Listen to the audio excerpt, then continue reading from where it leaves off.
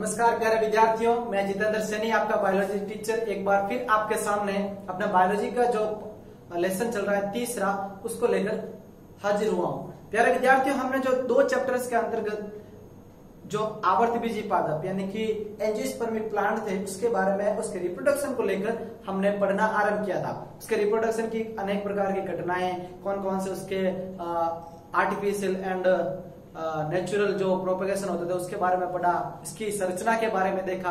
और आज हमारा जो तीसरा अध्याय है परागण, निषेचन तथा भ्रूणपोष व भ्रूण का परिवर्तन यानी कि pollination, fertilisation and development of endosperm and embryo, इन तीनों चीजों के बारे में अपने को जानना है। तो सबसे पहले आज हम क्या जानेंगे? सबसे पहले आज का जो अपना टॉपिक रहेगा वो आज का टॉपिक है वो है अपने लिए परागण। क्या है? परागण। वर्ड बहुत ही सुना सुना सा और बहुत पहचान लग रहा है, लेकिन इससे मिलता जुलता भी एक वर्ड है अपने पास, और वो वर्ड और ये वर्ड आपस में कंफ्यूज काफी बार करा देता है। कैसे? देखते हैं। पहले तो परागण यानी कि पोलिनेशन। पोलिनेशन, अब इसको समझने का आसान तरीका है, एक ही तरीका अपने को दिमाग में रखना है, उसी से हम इसकी सारी की सारी विगतवार जान सकते हैं। अब इसका क्या है, देखो हमने क्या पढ़ा था? हमने पढ़ा था कि प्लांट के अंतर्गत, देखो हम रिप्रोडक्शन की बात कर रहे हैं तो पौधे के अंतर्गत जो रिप्रोडक्टिव चक्र रोल्स, जिसे हम नेसेसरी रोल्स भी कहते हैं, हिंदी में बात करें तो पौधे के जो आवश्यक चक्र, सहायक चक्र की बात नहीं कर रहे थे। पौधे के अंतर्गत हमें पता है कि 4 चक्र होते हैं। कौन कौन से? एक होता है उसका सबसे बाहर की तरफ बाह्य दलपुंज, जिसे हम बोलते हैं कैलिक्स। दूसरा क्या होता है? दूसरा होता है दलपुंज, जिसे हम बोलते हैं कोरोला। तीसरा चक्र कौन सा होता है? तीसरा रोल्स कौन सा होता है? तीसरा रोल्स होता है पुमंग, जिसे बोलते हैं एंड्रोसियम। और चौथा कौन सा चक्र था? चौथा था जायांग, जिसे हम क्या बोलते हैं? गाइनोसियम। क्या बोलते हैं? गाइनोसियम। ये 4 चक्र थे। 4 चक्र के बारे में हमने जाना था। अब इनके अंदर मैं बात करूं तो 4 चक्र भी 2 टाइप के थे। ये दो बाह्य दलपुंज और दलपुंज, ये तो थे क्या? सहायक चक्र। क्या थे? सहायक चक्र। ठीक है। और पुमंग और जायांग ये क्या थे? आवश्यक यानी कि नेसेसरी या रिप्रोडक्टिव चक्र कहलाते थे। तो हम अभी रिप्रोडक्शन के बारे में बात कर रहे हैं तो पुमंग और जायांग के बारे में ही अपने को पढ़ना है। तो देख, परागण अपना जो टॉपिक है पहला, परागण के बारे में जानने से पहले अपने को पता है कि परागण किन का हो सकता है। तो हमने एक चीज नोट की थी कि पुमंग जो पुंकेसर की एक इकाई होती है या एक यूनिट होती है, एक भाग होता है पुमंग, वह पुमंग नर जननांग भाग होता है। किसका? पौधे का। मेल रिप्रोडक्टिव ऑर्गन होता है प्लांट का, फ्लावर का। ठीक है। Flower is a modified shoot and it's male reproductive organ is androecium. ठीक है। एंड्रोसियम की बात करें तो इसके 3 भाग थे। क्या भाग थे? ये सबसे ऊपर की तरफ था पोलन ट्यूब बोलते थे जिसको, सॉरी पोलन ग्रेन्स जिसके अंदर पाए जाने वाले थे, यानी कि परागकोश, पोलन सेक बोलते थे। ऊपर की तरफ एक डब्बी नुमा संरचना थी जिसे हम बोलते हैं परागकोश या पोलन सेक। जिस स्थान से ये 2 भागों में बांटता है परागकोश को, इसे बोलते थे योजी कनेक्टिव। क्या बोलते थे? योजी कनेक्टिव। ये पहला भाग था। किसका भाग था? पहला भाग ये पौधे का मेल रिप्रोडक्टिव ऑर्गन का पुमंग है, एंड्रोसियम है। ये 3 पार्ट है इसके, परागकोश, दूसरा योजी कनेक्टिव और तीसरा था पुतंतु, जिसे हम बोलते थे फिलामेंट। ये 3 भाग थे मेल रिप्रोडक्टिव ऑर्गन्स के। बात की थी तीनों की हमने। सबसे ऊपर की तरफ जो सेक यानी कि चैम्बर नुमा स्ट्रक्चर अपने को नजर आ रही है, ये इस चैम्बर नुमा स्ट्रक्चर में क्या था? हमने बात की थी कि इस चैम्बर नुमा स्ट्रक्चर के अंतर्गत पोलन ग्रेन्स पाए जाते हैं। क्या पाए जाते हैं? Pollen grains. ये रिप्चर होते हैं, इसका प्रस्फुटन होता है, ये फूटते हैं, बाहर आते हैं। अब अपने को क्या करना है? देखो, ये तो था मेल रिप्रोडक्टिव ऑर्गन। अब बात करें फीमेल रिप्रोडक्टिव ऑर्गन, गाइनोसियम की बात करें, जायांग की, तो जायांग की एक यूनिट क्या थी? जायांग की एक यूनिट थी अंडक। क्या थी? अंडक। अंडक की स्ट्रक्चर बात करें, अंडक मतलब क्या था? अंडक की बात करें नॉर्मल सी तो फीमेल रिप्रोडक्टिव ऑर्गन्स की एक यूनिट थी। ठीक है। और कार्पल्स के अंतर्गत ये आती थी। अब देखो इसकी स्ट्रक्चर की बात करूं तो इसकी स्ट्रक्चर ऐसी थी, ऊपर की तरफ एक स्टेज मंच लाइक स्ट्रक्चर थी, ब्रॉड चौड़ा भाग भी कह सकते हैं जो नीचे की तरफ पाया जाता था, और इसके भी 3 भाग थे। ठीक है, इसके भी कितने भाग थे? 3 भाग थे। कौन कौन से? ऊपर की तरफ चौड़ा मंच जैसा स्ट्रक्चर थी उसे हम बोलते थे वर्तिकाग्र, वर्तिकाग्र जिसे स्टिग्मा कहा जाता था। ये किसका भाग था? पहला फीमेल रिप्रोडक्टिव ऑर्गन, अंडप, अंडप का पहला भाग। अंडप 3 भागों से बना था, ये अंडप है, याद रखना, अंडप। ठीक है, इसका पहला भाग ऊपर वाला वर्तिकाग्र, लंबी डंडीनुमा संरचना जिसे स्टाइल यानी कि वर्तिका कहते हैं, स्टाइल। ठीक है, ये स्टाइल है, लंबी डंडीनुमा ट्यूब लाइक स्ट्रक्चर। और नीचे वाला जो चौड़ा ब्रॉड भाग है, ठीक है, जो 2-3 परतों से मिलकर भी संरचना नजर आ रही है, इसे हम ओवरी यानी कि अंडाशय कहते हैं। क्या कहते हैं? अंडाशय यानी कि ओवरी। तो मेल रिप्रोडक्टिव ऑर्गन और फीमेल रिप्रोडक्टिव ऑर्गन दोनों की स्ट्रक्चर अपने को सामने पड़ी है, दोनों के बारे में। अब हम क्या पढ़ रहे हैं? हम पढ़ रहे हैं पोलिनेशन, परागण। अब देखो आपने को करना क्या है, पोलन से यानी कि पराग कोश के अंतर्गत जो ये पोलन ग्रेन्स है, ये जो रेड कलर के नजर आ रहे हैं, ये क्या है? ये है परागकण, परागकण जिसे हम बोलते हैं पोलन ग्रेन्स। क्या बोलते हैं? Pollen grains. इन परागकण को यहां से पराग कोश से वर्तिकाग्र के ऊपर लेके जाने की, आने की या आने की जो प्रक्रिया होती है, इसे हम, इस प्रोसेस को क्या बोलेंगे? इस प्रोसेस को बोलते हैं परागण। बात कुछ आपको समझ में आ रही है? क्या है कि फ्लावर के मेल रिप्रोडक्टिव ऑर्गन कौन है? मेल रिप्रोडक्टिव ऑर्गन पुमंग के, पुमंग के पराग कोश से पराग कणों का मादा रिप्रोडक्टिव ऑर्गन जायांग के एक भाग अंडप, अंडप के वर्तिकाग्र के ऊपर पराग कणों का स्थानांतरण होना, ट्रांसफॉर्मेशन होना, क्या कहलाता है? पोलिनेशन। अब इसकी डेफिनेशन क्या बनेगी? बहुत आसान सी और बहुत सिंपल सी डेफिनेशन बनेगी। देखो क्या बनेगी, यानी कि पौधों के, प्लांट के पुष्प में, फ्लावर के अंतर्गत क्या होता है? परागकण, परागकण यानी कि पोलन ग्रेन्स। ये देखो ये परागकण, फ्लावर के अंतर्गत परागकण यानी कि परागकणों का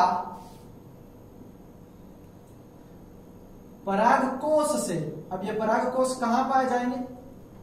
परागकोश से जो पुमंग के है यानी कि मेल रिप्रोडक्टिव ऑर्गन्स के है, तो पुष्प में परागकणों का परागकोश से मादा जनन अंग, मादा जनन अंग के, मादा जनन अंग कौन? अंडप। यहां पे लिख देते हैं मादा जनन अंग कोष्ठक में अंडप के वर्तिकाग्र पर स्थानांतरित यानी कि ट्रांसफॉर्मेशन, वर्तिकाग्र पर स्थानांतरित होने की प्रक्रिया, होने की प्रक्रिया, होने की प्रक्रिया क्या कहलाती है? परागण कहलाती है। समझ में आ गया आपको? क्या करना है, मेल का फीमेल के अंतर्गत बॉन्डिंग बैठानी, बंद बैठाना। अब ये समझ लीजिए, नहीं समझ में आ रहा तो आसान सा तरीका है कि मेल को फीमेल की तरफ अट्रैक्ट करवाना है। मेल का कुछ चीज है जो फीमेल की तरफ भेजनी है, मेल के अंतर्गत कुछ इसके प्रोडक्ट है, उन प्रोडक्ट को फीमेल की तरफ भेजना है। या अच्छे से समझने की कोशिश करें तो मेल और फीमेल के बीच में क्या करना है? बॉन्डिंग बढ़ाना है। कुछ भी करके अपने को इसका प्रोसेस पता होना चाहिए। इसके लिए इंपॉर्टेंट क्या है? इसके लिए इंपॉर्टेंट है कि अपने को मेल रिप्रोडक्टिव ऑर्गन और फीमेल रिप्रोडक्टिव ऑर्गन के जो भाग है उन भागों का पता होना चाहिए। कौन कौन से इसके मुख्य पार्ट होते हैं? जैसे बात करेंगे पोलन सैक, कनेक्टिव फिलामेंट, परागकोश, योजी और पूतंतु। ठीक है, उमंग के भाग है, उसके अंतर्गत पोलन ग्रेन्स, परागकण पाए जाते हैं। अंडक की बात करेंगे, कार्पल्स की, तो स्टिग्मा और ओवरी, वर्तिकाग्र, वर्तिका और अंडाशय, ये फीमेल रिप्रोडक्टिव ऑर्गन के भाग है। परागकण इसके ऊपर आएंगे, ये प्रोसेस को क्या बोलेंगे हम? परागण की क्रिया कहते हैं।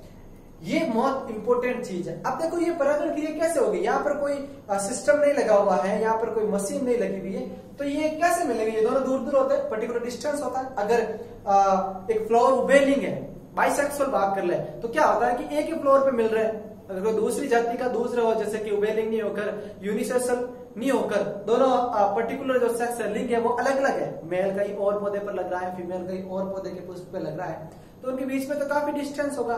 तो ये डिस्टेंस कवर अप कैसे होता है?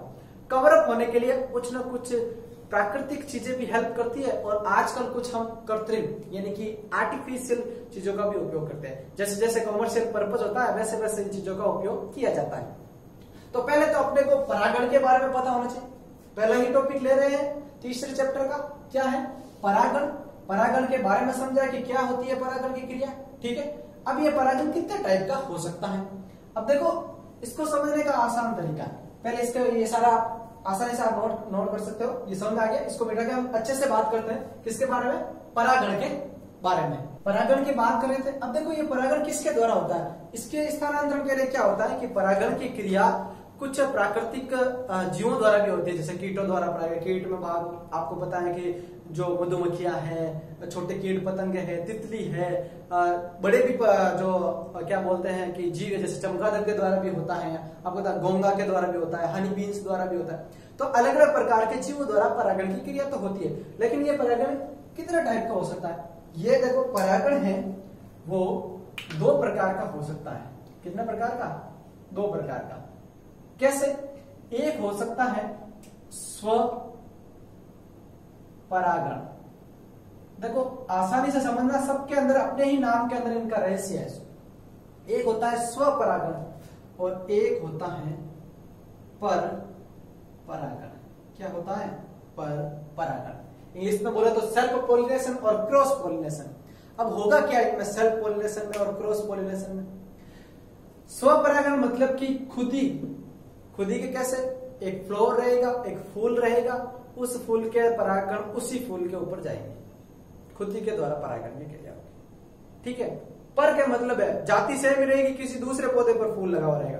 ये तो छोटी सी, इसको ज्यादा लोड नहीं लेना, नॉर्मल सी बात है कि भाई एक फ्लावर या एक फूल की बात कर रहे हैं। अगर उस फूल का परागण उसी फूल पे जा रहा है, उसी पौधे के, ठीक है, अब उसी पौधे पे जा रहा है तो उसका स्वर्ग है, घर की बात होगी।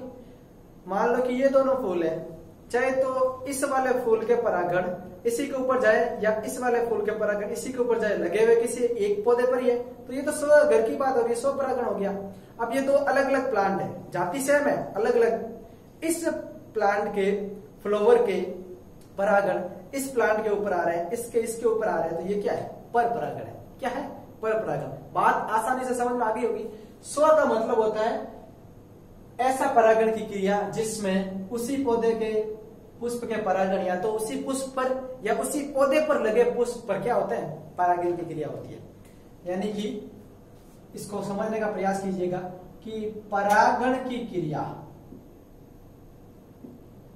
परागण की क्रिया,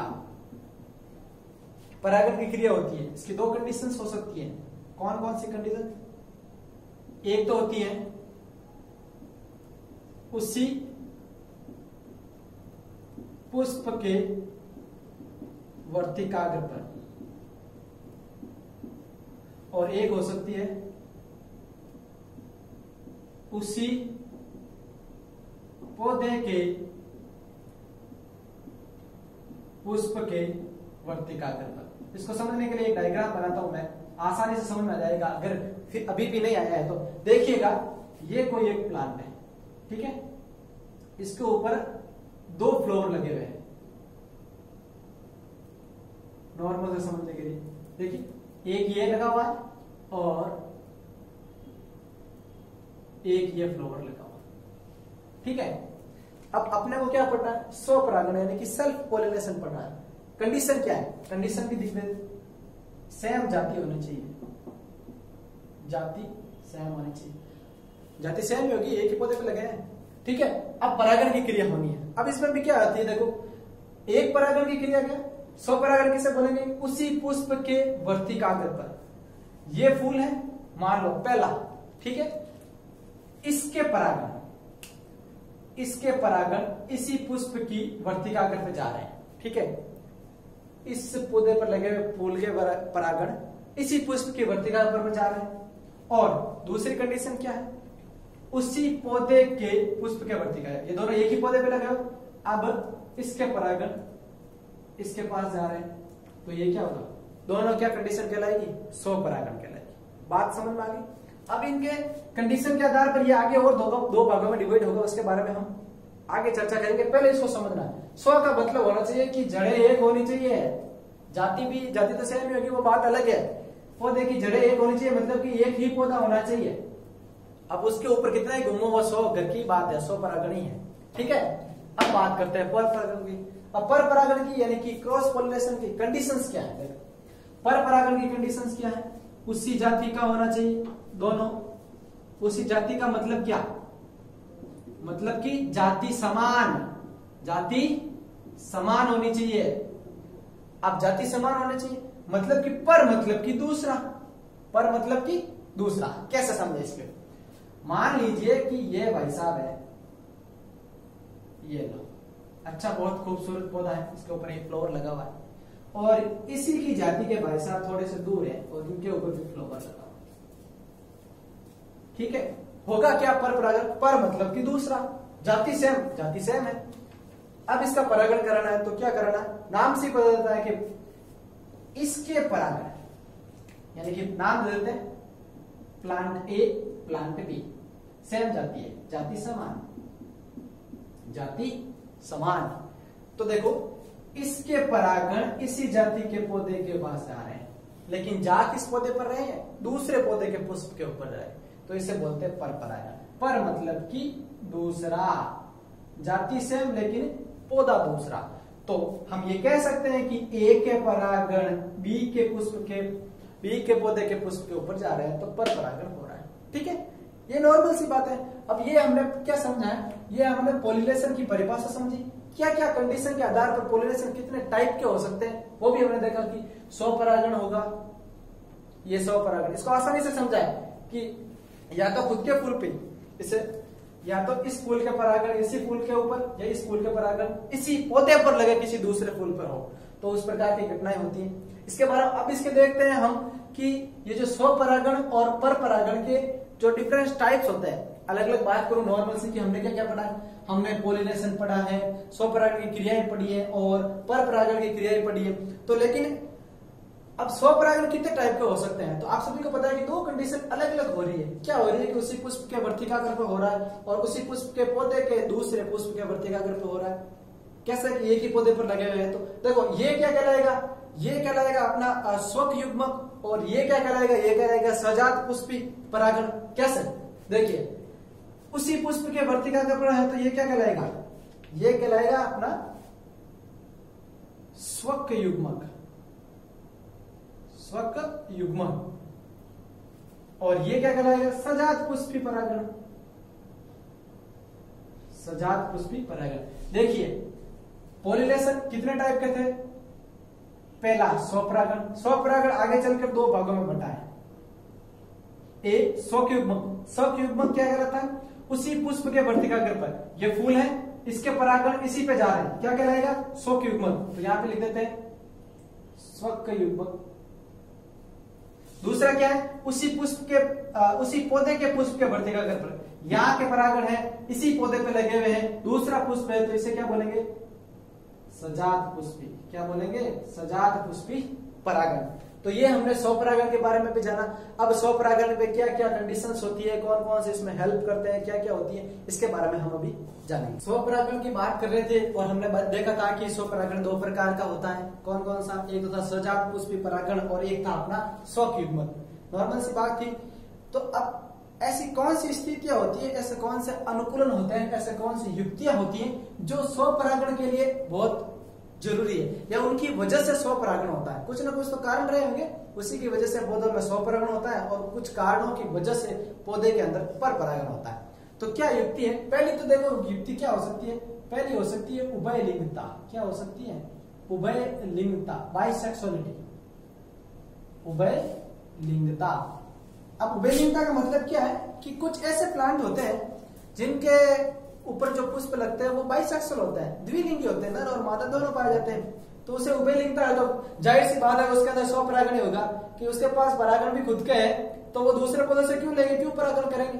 तो उभयलिंगता बहुत मेजर रीजन हो गया किसका, स्वपरागण के लिए। तो हम कह सकते हैं कि उभयलिंगता मतलब कि द्विलिंगी पादप, द्विलिंगी पादपों के पुष्प की बात करेंगे, द्विलिंगी पुष्प। अगर इसका उदाहरण भी अपने को देखना है तो इसका उदाहरण मटर, बहुत आसान और सबसे सस्ता सुंदर टिकाऊ एग्जाम्पल है मटर, क्योंकि इसके अंदर क्या होता है, उभयलिंग होते हैं, दोनों नर और मादा एक ही पुष्प में पाए जाते हैं।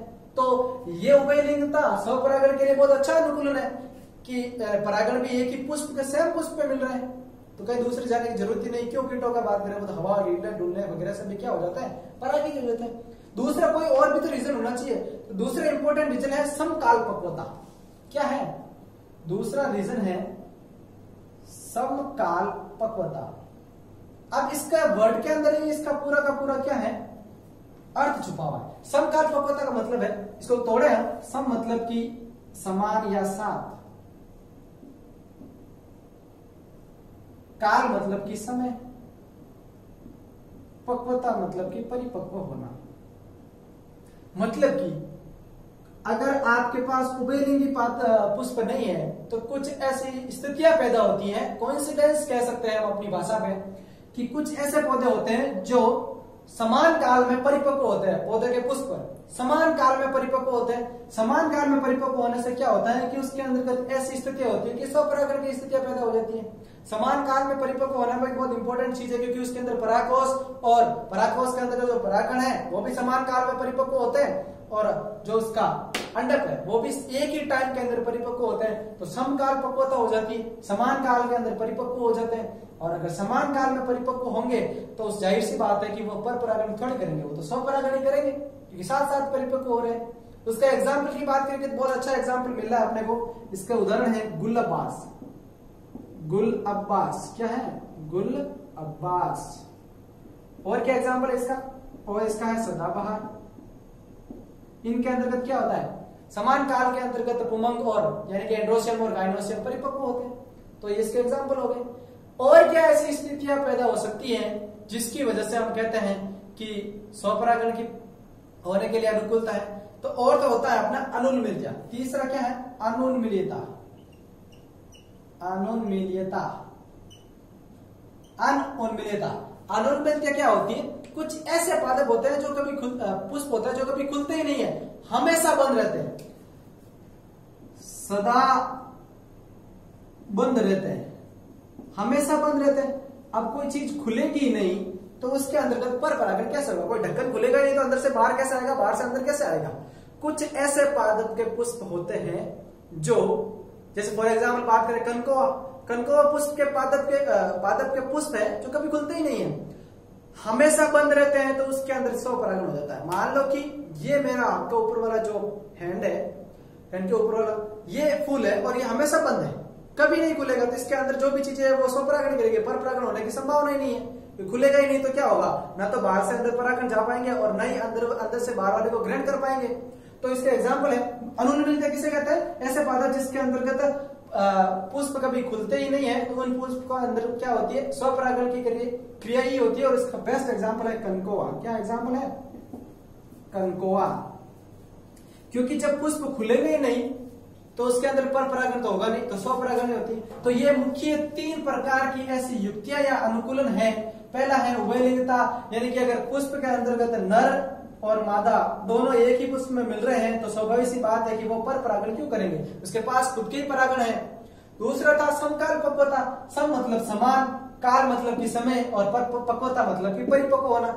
मतलब कि जब एक पुष्प के जरूरी नहीं हो कि भाई द्विलिंगी हो, एक लिंगी भी क्यों ना हो, अगर सेम काल के अंतर्गत, सेम टाइम पीरियड के अंतर्गत उसके एंड्रोसियम और गाइनोसियम नर जनन बाद हम बात करें पुंकेसर या पुमन की और अंडक की बात करें, दोनों साथ साथ परिपक्व हो रहे हैं, तो उनके अंदर क्या होगा, उनके अंदर स्वपरागण होगा, क्योंकि टाइम एक ही हो रहा है, परिपक्व होगा तो वो साथ साथ हो जाएंगे उनका क्या परागण। तो फिर वो दूसरे का वेट क्यों करेंगे, पर परागण क्यों करेंगे। अगर कंडीशन दूसरी हो, इसका ऑपोजिट हम पर परागण में पढ़ेंगे कि एक साथ परिपक्व नहीं होते हैं, नर जननांग पहले परिपक्व हो जाता है तो किसी दूसरे पुष्प के साथ पर परागण कर लेता है, तो वो कंडीशन अलग होती है। और तीसरा है अपना अनुन्मीलियता।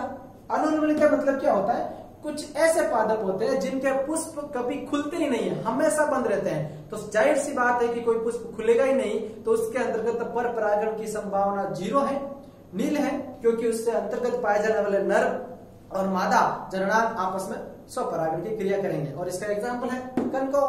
ठीक है, तो आज हमने क्या पढ़ा, हमने परपरागण स्टार्ट किया, स्वपरागण और स्वपरागण के अनुकूलन देखे, परागण के बारे में जाना और इसके कंप्लीट डायग्रामेटिक स्ट्रक्चर को देखा।